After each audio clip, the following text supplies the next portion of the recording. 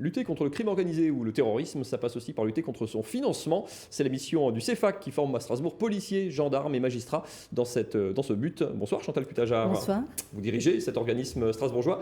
Vous êtes accompagné de Bruno González Valdelièvre. Bonsoir. Bonsoir. Vous êtes espagnol, policier à l'Office antifraude de Catalogne.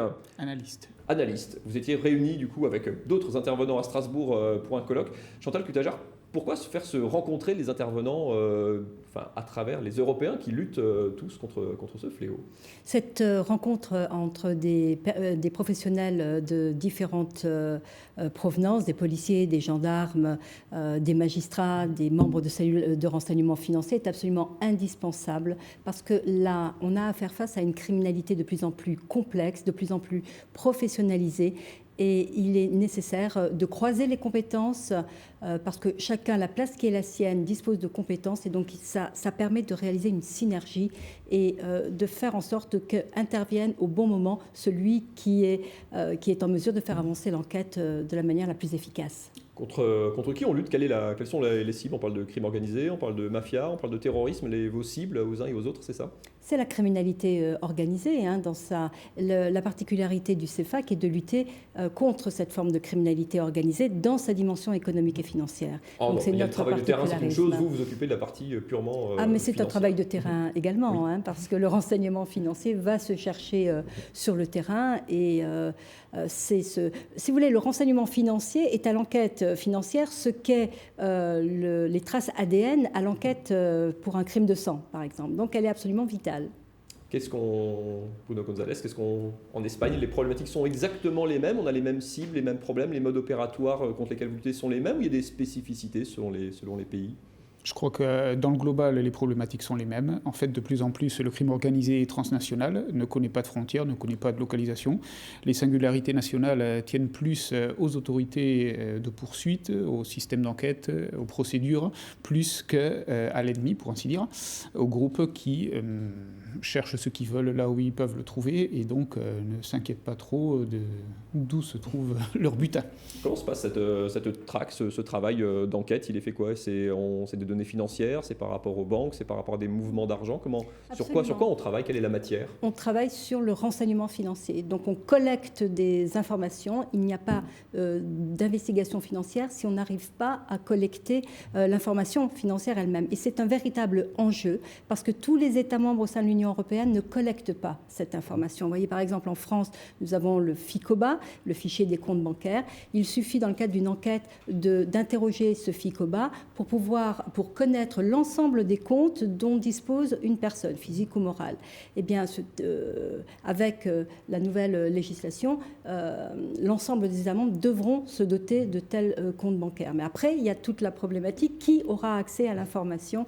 Peut-être tu veux compléter. En fait, idéalement, le modèle de ce qu'on appelle le big data, l'accès avec des outils d'intelligence artificielle, des outils informatiques très poussés, devrait être le modèle à suivre.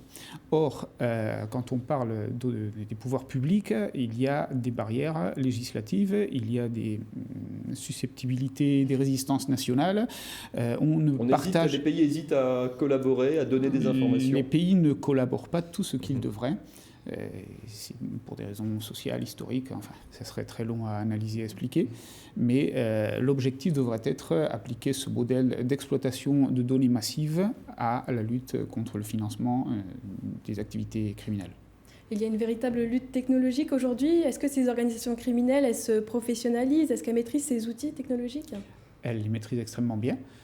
En fait, ce que l'on détecte, et les rapports d'Europol, qui est la plateforme de coordination des polices européennes, mettent en lumière que de plus en plus il y a une spécialisation.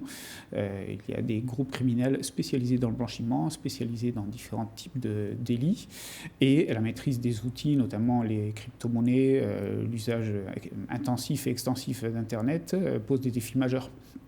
Chantal Cutajar, de quoi on a besoin pour lutter contre ça? On a besoin de plus de coopération entre les États, on a besoin de moyens technologiques, on a besoin de moyens humains, de moyens formés aussi, évidemment, pour s'adapter à ce défi technologique. Ça fait plusieurs années que le CEFAC, sur les recommandations d'ailleurs des auditeurs, puisque la particularité c'est de faire des retours d'expérience concrets et de tirer des recommandations, eh bien, c'est de demander la constitution à l'échelle européenne d'une cellule de renseignement financier européenne, avec les compétences qui soient celles d'une cellule de de renseignement. Et puis il y a un autre défi qui est celui de l'harmonisation fiscale, parce qu'il y a la lutte contre la criminalité organisée qui investit la fraude aux intérêts financiers de l'Union européenne.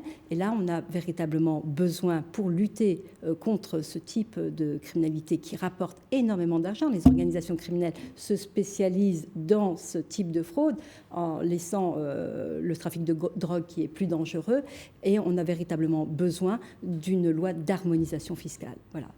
Sur la prévention, c'est absolument indispensable. C'est plus facile aujourd'hui d'être criminel, c'est plus facile d'être criminel sur les réseaux, sur Internet, sur les réseaux, de faire du blanchiment. C'est un nouveau modèle de criminalité. Oui, c'est une adaptation à la mondialisation. C'est moins risqué en fait. Absolument, parce que les moyens de lutte ne sont pas encore à la hauteur de la spécialisation des organisations criminelles. Les risques juridiques sont moindres aussi Absolument, les risques juridiques sont moindres parce que la législation que l'on connaît aujourd'hui, la manière même de lutter contre ce type de criminalité n'est pas du tout adéquate à cette forme de criminalité. Il va falloir inventer autre chose, il va falloir réfléchir à d'autres modes de lutte parce que les méthodes classiques ne sont plus opérationnelles. Pour finir, Bruno Gonzalez, qu'est-ce qu'il faut convaincre ? Il faut convaincre quoi, les politiques de vous laisser davantage travailler, d'ouvrir leurs fichiers aux enquêteurs d'un pays, d'un autre. La principale résistance, c'est un peu paradoxal, on a l'impression qu'elle est politique, le frein il est politique aujourd'hui. Les négociations au sein de l'Union européenne sont quelque chose d'extrêmement complexe. Personnellement, ça me dépasse. Mais, parce que vous parlez très bien entre vous. Oui, le problème c'est qu'une fois qu'on a parlé, qu'on s'est mis d'accord sur quelque chose, il faut pouvoir, pour ainsi dire, mener cet accord dans une procédure judiciaire, dans une procédure formalisée. Et là interviennent des barrières législatives et d'autres types, qui sont celles qui devraient... Oui, la souveraineté nationale pénale, est absolument incontournable de nos jours. Et donc, peut-être le principal problème réside là. Merci beaucoup à tous les deux d'être venus sur ce plateau et pour tous ces éclairages ce soir. Et puis on suivra évidemment l'actualité des travaux de cet organisme qui est, comme dit, rattaché à l'Université de Strasbourg. Absolument. Et financé notamment par l'Union européenne. Merci beaucoup à tous les deux.